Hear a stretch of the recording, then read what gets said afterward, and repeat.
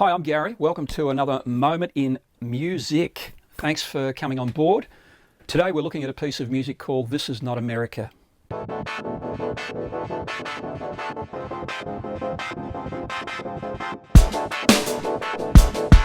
two artists that were involved in this were David Bowie and the legendary guitar player Pat Metheny. Why am I talking about this? What kind of collaboration is this? Well, let me tell you about it.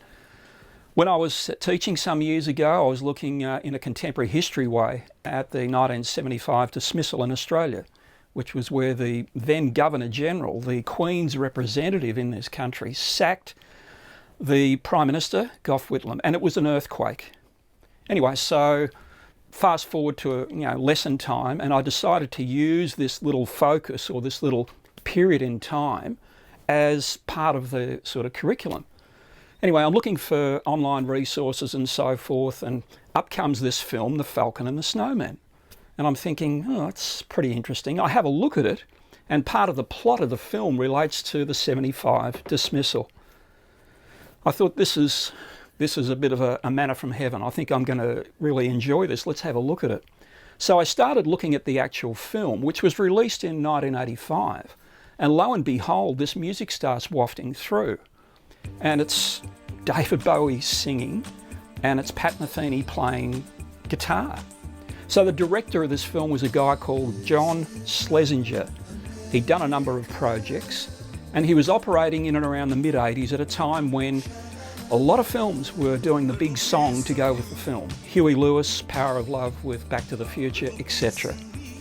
So John Schlesinger said that, look, we want a piece of music to go with our film like that. And so they really wanted a marquee singer with a marquee song for their marquee film, so to speak. And this is how it progressed. David Bowie's name came up in conversation, and before you knew it, David Bowie was on board as being the marquee singer doing the marquee song for the marquee film, so to speak. Fast forward to London.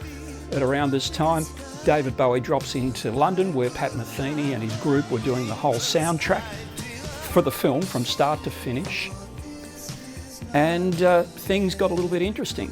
Pat had written a piece of music called Chris, which was about Christopher Boyce, who was a CIA agent who had gone rogue. David Bowie had a look at the early viewing of the film, checked it out, the early rushes, and apparently sat with Pat Metheny and possibly the director, took a lot of copious notes on a legal pad, and came up with the title of the track, Chris, that Pat Metheny had written and didn't have a name for, and suggested This Is Not America.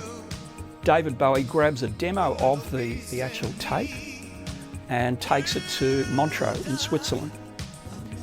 At this point, the Pat Metheny group, including Pat of course, they stay in London until the soundtrack's done. Then they all relocate to Montreux to do the track that David had taken the demo of. David had written some incredible lyrics. I remember Pat Metheny saying he was incredibly surprised with how good those lyrics were. And it came to doing the actual music. David asked the guys, look, can anyone sing in the band? And no one put their hand up.